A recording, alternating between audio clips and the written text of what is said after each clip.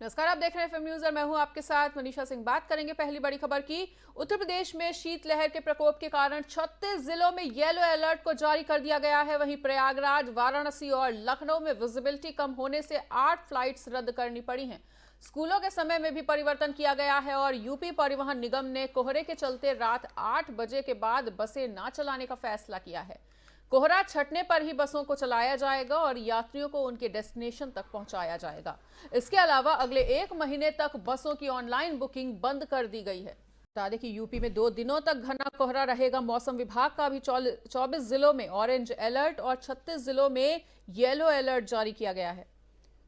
तो यूपी में रविवार से अचानक से ठंड और कोहरे का असर बढ़ता हुआ दिखाई दिया है और प्रदेश के कई जिलों को घने कोहरे ने अपने आगोश में ले लिया है।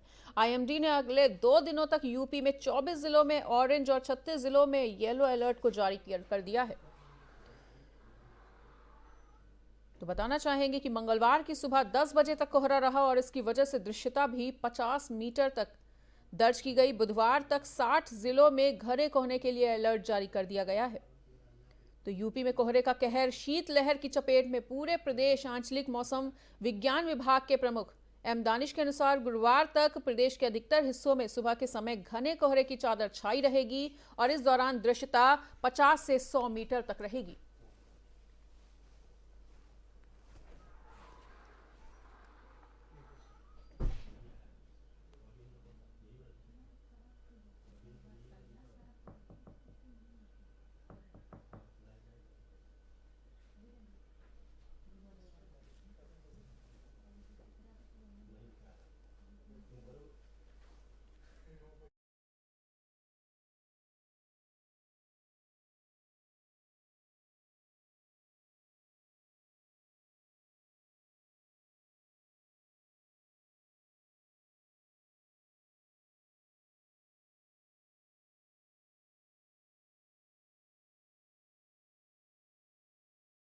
दृश्यता 50 से 100 मीटर तक रहेगी और हालांकि दिन के समय आसमान साफ रहेगा, लेकिन पारे में गिरावट से ठंड का एहसास होता रहेगा।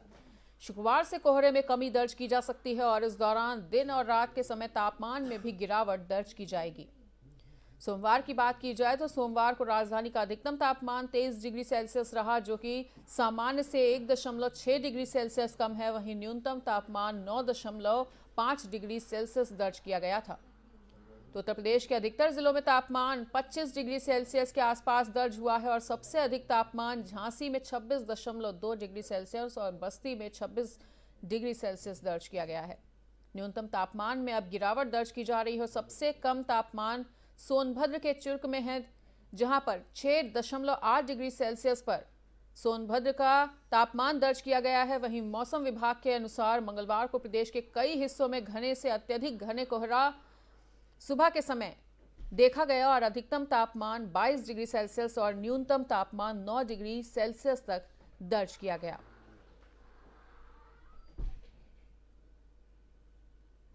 तो लगातार यूपी में घना कोहरा देखने को मिल सकता है। मौसम विभाग का 24 जिलों में ऑरेंज अलर्ट जारी कर दिया गया है, 36 जिलों में येलो अलर्ट भी है और अचानक से ठंड और कोहरे के बढ़ने से लोगों को काफी ज्यादा परेशानियों का सामना करना पड़ रहा है। आपको बता दें कि यातायात व्यवस्था पूरी तरह से ठप पड़ी हुई है। बसों के संचालन में भी समस्याएं काफी ज्यादा आ रही हैं। इसी के चलते रात में बसों का संचालन बंद कर दिया गया है और परिवहन विभाग के अनुसार जब तक कोहरा नहीं छट जाता बसों का संचालन और आवाजाही शुरू नहीं की जाएगी। फ्लाइट्स भी डाइवर्ट की जा रही हैं। इसी के चलते ट्रेनें भी काफी ज्यादा निरस्त भी की गई हैं और लेट की विलंब की स्थिति में भी चल रही हैं।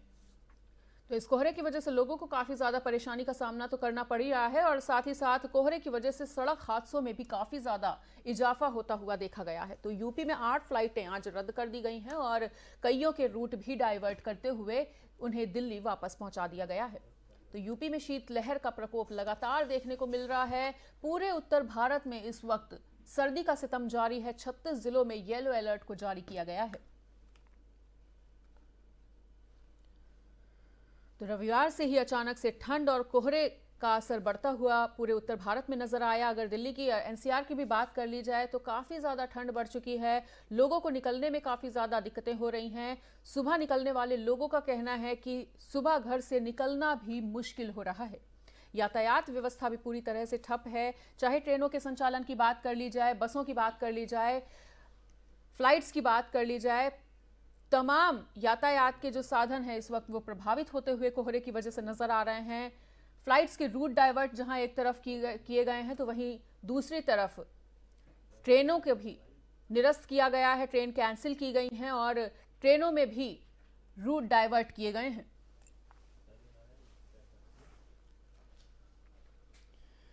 तो घने कोहरे की चादर कड़ाके की ठंड को लेकर आ चुकी है और घने कुहासे ने राजधानी लखनऊ समेत प्रदेश के कई जिलों को अपने आगोश में ले लिया है।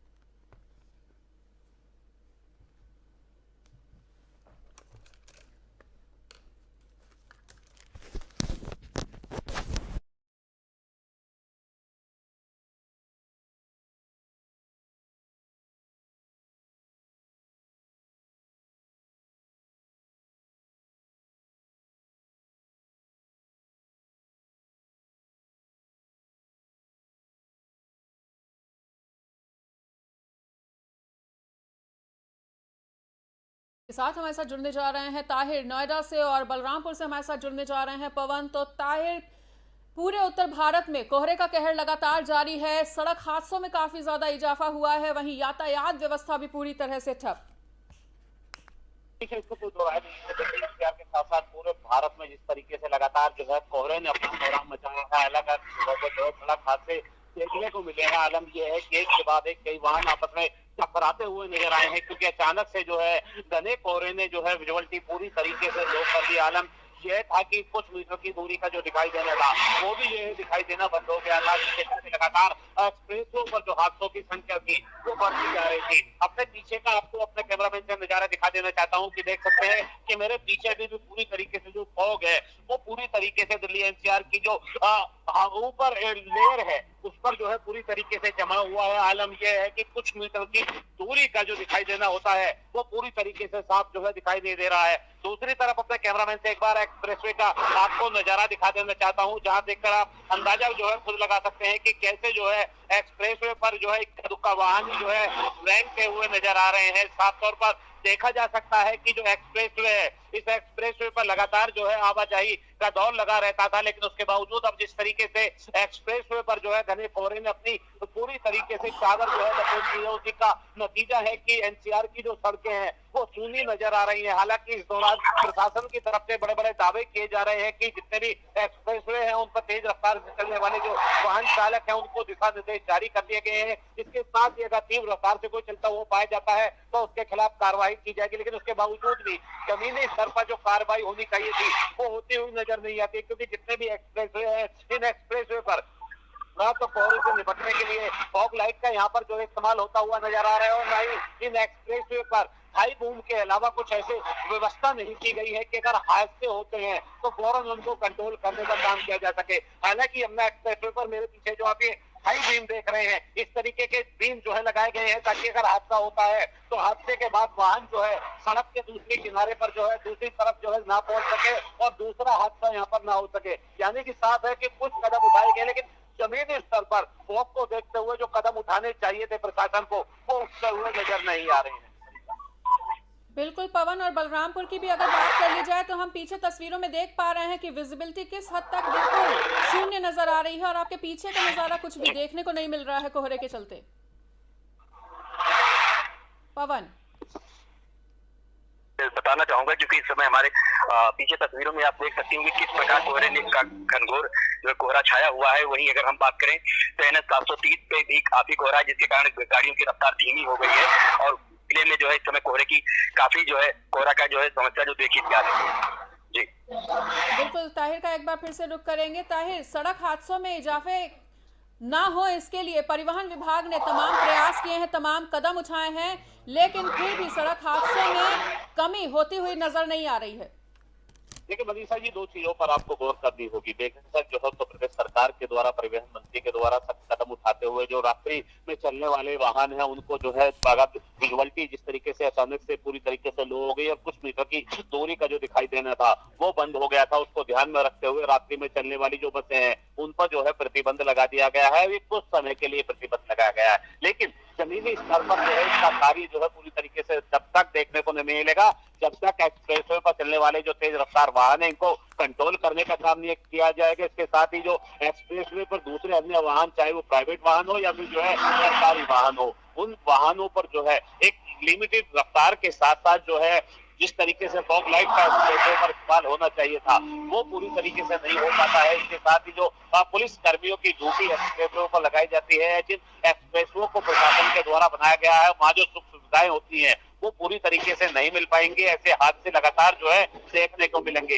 यही आलम कारण है कि लगातार जो है एक्सप्रेसवे पर जो हादसों की जो संख्या है वो देखने को मिल रही है। हालांकि जिस तरीके से विजुअलिटी पूरी तरीके से हो रही है, उसके बाद जो है जहाँ एक तरफ उत्तर प्रदेश सरकार के द्वारा कुछ बसों पर जो है देर रात्रि में चलने पर जो है प्रतिबंध कर दिया गया है, तो दूसरी तरफ जो रेल यातायात मार्ग है वो भी जो है ठप होता हुआ साफ तौर पर जो है नजर आता है। क्योंकि जिस तरीके से अचानक से घने कोहरे ने पूरे जो है भारत को अपनी चपेट में ले लिया, उसके बाद जो एक्सप्रेसवे के साथ साथ जो रेल यातायात है वो पूरी तरीके से जो है बाधित होती हुई नजर आती है। क्योंकि वो ऐसी बहुत सी ट्रेनें हैं जो कई कई घंटे की देरी से जो है चलती हुई नजर आ रही है। यानी कि एक तरफ तो जो है सड़कों पर जो है पूरी तरीके से विजुअलिटी लो हो गई है और दूसरी तरफ जिस तरीके से ट्रेन यातायात जो पहले से लोगों को द्वारा जो है माध्यम रहा है अपनी मंजिल तक पहुंचने का, उस मंजिल तक पहुंचने में भी लोगों को जो है डिले का जो है सामना करना पड़ रहा है। ताहिर, रुक करेंगे आपका। और रायबरेली से हमारे साथ सिराज भी जुड़ चुके हैं। तो सिराज, आपकी तस्वीरों को देख के ऐसा लग रहा है कि सूर्य देवता ने दर्शन दे दिए हैं रायबरेली में।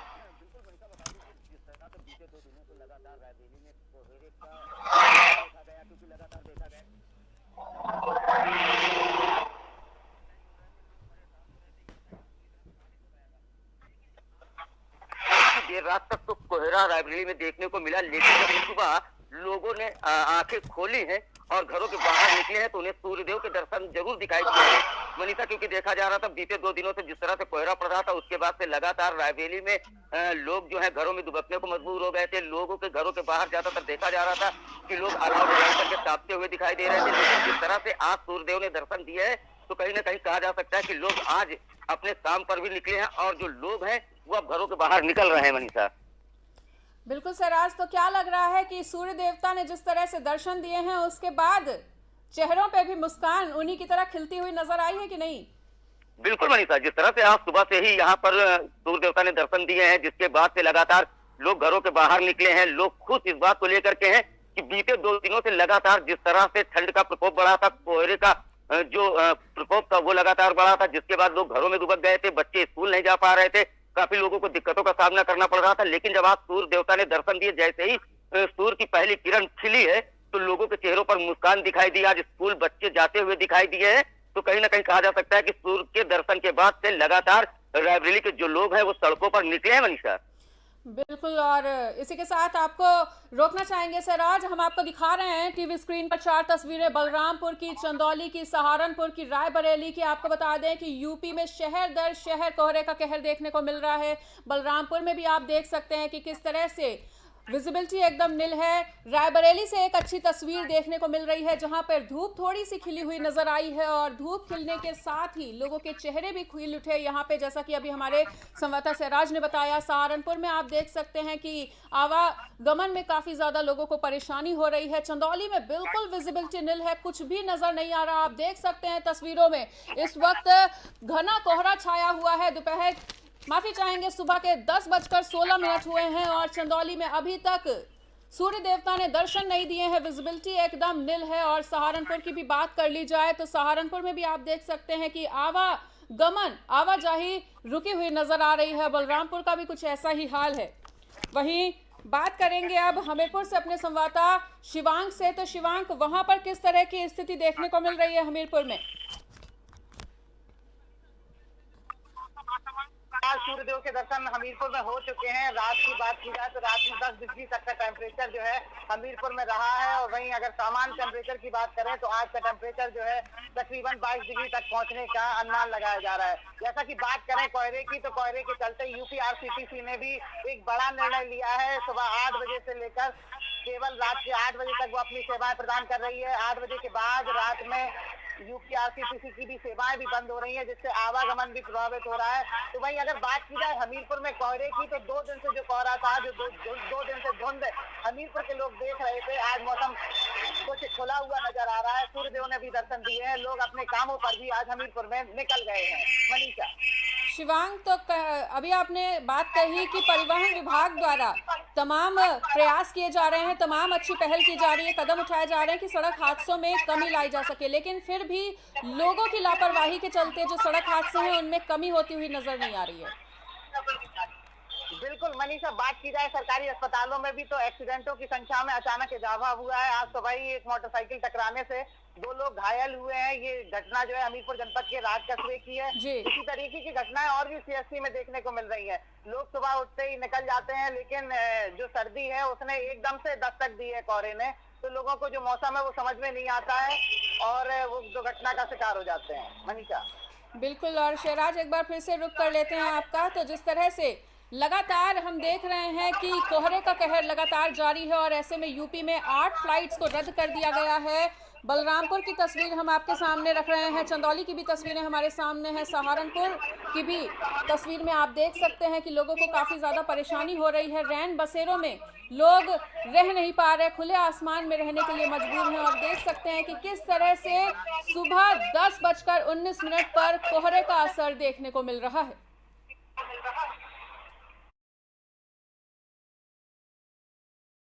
पवन का एक बार फिर से रुक कर लेते हैं। पवन, जिस तरह से शहर दर शहर कोहरे का कहर देखने को मिल रहा है, आपके क्षेत्र में किस तरह का हाल, क्या मौजूदा स्थिति?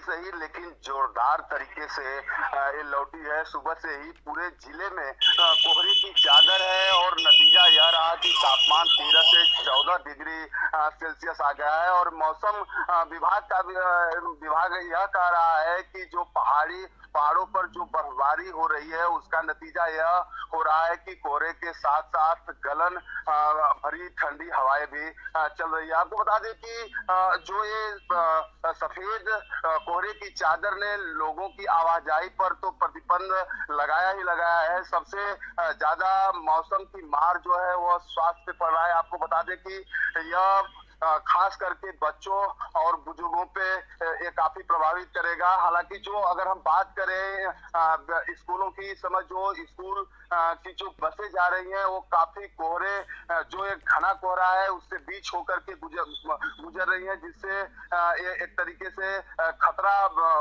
बना रहने की आशंका भी जताई जा रही है। हालांकि जिला प्रशासन द्वारा अभी विद्यालय के समय परिवर्तन में कोई भी ऐसी दिशा निर्देश नहीं दिया गया है, लेकिन यह अनुमान लगाया जा रहा है कि लगातार अगर इसी तरीके से घने कोहरे की चादर और ठंड भरी हवाएं जो चलेंगी तो विद्यालय के समय में भी परिवर्तन किया जा सकता है। जी बिल्कुल पवन, और जिस तरह से अभी आपने कहा है कि जो कोहरे का असर है वो ना केवल यातायात पे बल्कि स्वास्थ्य विभाग पर भी पड़ता हुआ नजर आया है। लगातार जिला अस्पताल में एक्सीडेंटल केस पहुंच रहे होंगे, सर्दी जुकाम के मरीज पहुंच रहे होंगे, तो ऐसे में स्वास्थ्य व्यवस्थाएं किस प्रकार से देखी जा रही हैं? देखिए, आपको बता दें कि हालांकि इस पे जिला प्रशासन ठंडी बढ़ने का अनुमान वो पहले ही लगा रहे थे, लेकिन इस पे वो अपने पूरी तरीके से कमर कस लिए। हर तरीके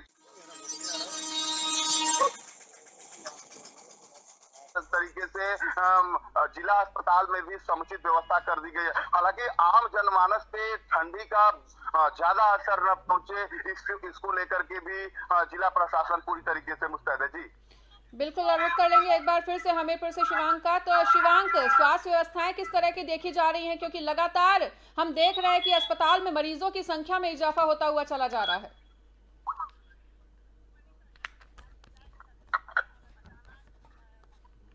रंग दिखाना शुरू कर चुका है, तो वहीं सर्दी जुकाम के मरीजों में भी इजाफा हो चुका है। तो बात की जाए हमीरपुर जनपद के स्वास्थ्य व्यवस्थाओं की, तो हमीरपुर जनपद में सीएमओ ने और डीएम हमीरपुर ने मिलकर कुछ नोडल अधिकारियों को भी नियुक्त किया है, जो बड़े बड़े सीएससी में जाकर उन व्यवस्थाओं को देखेंगे, उन व्यवस्थाओं की जांच करेंगे। बात की जाए हमीरपुर जनपद की, तो हमीरपुर जनपद में मुख्य तौर पर 3 बड़े कस्बे माने जाते हैं, मौदा, राठ और हमीरपुर तीनों जगह सीएससी और जिला अस्पताल में नोडल अधिकारियों की नियुक्ति की गई है जो सर्दी से आने वाले मरीज हैं उनकी व्यवस्थाओं को विशेष तौर पर देखेंगे, उनको परखेंगे। और इसके साथ ही बात की जाए तो एक्सीडेंट के केसों में भी बढ़ोतरी हुई है मनीषा हमीरपुर में, जिसको लेकर स्वास्थ्य विभाग भी हमीरपुर में तैनात दिखाई दे रहा है अच्छे तरीके से। ठीक है, और इसी के साथ रुक कर लेते हैं सहारनपुर से अपने संवाददाता सुनील का। तो सुनील, जिस तरह से हर शहर में कोहरे का कहर देखने को मिल रहा है, यातायात व्यवस्था पूरी तरह से ठप है, स्वास्थ्य व्यवस्थाएं चरमराई हुई नजर आ रही हैं, तो ऐसे में आपके क्षेत्र में किस तरह की व्यवस्था, किस तरह के इंतजाम?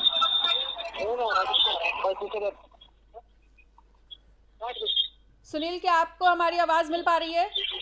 देखिए मनीषा, सबसे पहले मैं आपको बताना चाहूंगा इस वक्त मैं जनपद सहारनपुर के दिल्ली देहरादून नेशनल हाईवे पर मौजूद हूँ, जहाँ यूपी उत्तराखंड के रास्ता जोड़ने वाला है। और जहाँ शिवालिक की पहाड़ियों में जो जहाँ ठंड का प्रकोप पड़ रहा है वो मैदानी इलाकों में भी यहाँ पर असर कहीं ना कहीं दिखाई दे रहा है। लेकिन बात करेंगे जिस तरह से कोहरा सड़कों पर ज्यादा दिखाई दे रहा है, यहाँ पे जो आने जाने वालों को वाहन जो वो भी सड़कों पर कहीं ना कहीं धीरे धीरे रेंगते हुए नजर आ रहे हैं। लेकिन बात करें जनपद सहारनपुर के जो गाड़क क्षेत्र, वहाँ भी ठंड का प्रकोप काफी जो दिखाई दे रहा है, जिसको लेकर स्कूल जाने वाले जो बच्चे वो भी कहीं ना कहीं कोहरे को लेकर घबराए हुए हैं, क्योंकि घरों से बाहर जो नहीं निकल पा रहे। और बात करेंगे तो ये मैदानी इलाका है, जहाँ पहाड़ों पर बर्फबारी होती तो इसका असर जो है मैदानी इलाकों में यहाँ पर देखा जाता है। मनीषा जी। ठीक है सुनील, हमारे साथ जुड़ने के लिए आपका बहुत बहुत शुक्रिया, और तमाम हमारे संवाददाताओं का भी शुक्रिया जो आज हमारे साथ जुड़े। और हमने आपको बताया कि शहर दर शहर किस तरह से कोहरे का कहर देखने को मिल रहा है। यूपी में शीतलहर का प्रकोप इतना ज़्यादा है कि स्वास्थ्य विभाग पूरी तरह से, स्वास्थ्य व्यवस्थाएं चरमरा गई हैं। एक्सीडेंटल केसेस पहुंचने से लगातार स्वास्थ्य विभाग में भी हड़कंप मचा हुआ है। मरीजों की संख्या में सर्दी जुकाम की वजह से भी इजाफा होता हुआ देखा जा रहा है। यूपी में अगर फ्लाइट्स की बात कर ली जाए, अगर यातायात व्यवस्था की भी बात कर ली जाए, तो 8 फ्लाइट्स को आज रद्द किया गया है। ट्रेनें निरस्त की जा रही हैं, बसों के संचालन में काफी ज्यादा समस्याएं आ रही हैं, और लगातार जो कोहरे का प्रकोप है वह उत्तर भारत में देखा जा रहा है।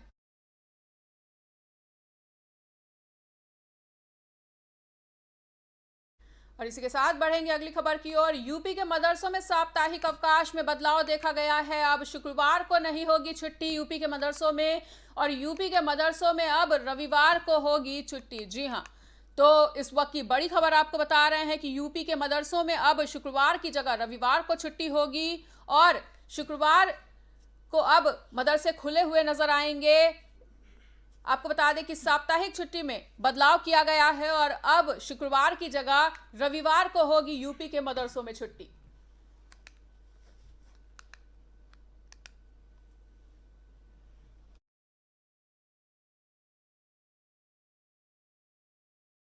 उत्तर प्रदेश में निकाय चुनाव में ओबीसी आरक्षण लागू किए जाने के मामले में सुनवाई का सिलसिला लगातार जारी है, और मामले में मंगलवार को सुनवाई के बाद आज फिर से जनहित याचिकाओं पर सुनवाई होगी। ऐसे में उम्मीद है कि इलाहाबाद हाई कोर्ट की लखनऊ पीठ मामले में बहस के बाद देर शाम तक आरक्षण नियमों को लेकर फैसला सुनाया जा सकता है, और कोर्ट ने 12 दिसंबर को अंतरिम अधिसूचना जारी करने पर रोक लगा दी थी। चुनाव में ओबीसी आरक्षण को लेकर जज ने सुनवाई के दौरान कहा कि पीआईएल ठीक से दायर नहीं की गई है, और कोर्ट ने पीआईएल को लेकर आपत्ति जताई है। और फिलहाल इसी के साथ इस वक्त के बुलेटिन में इतना ही। प्रदेश और दुनिया की बाकी खबरों के लिए देखते रहिए एफएम न्यूज।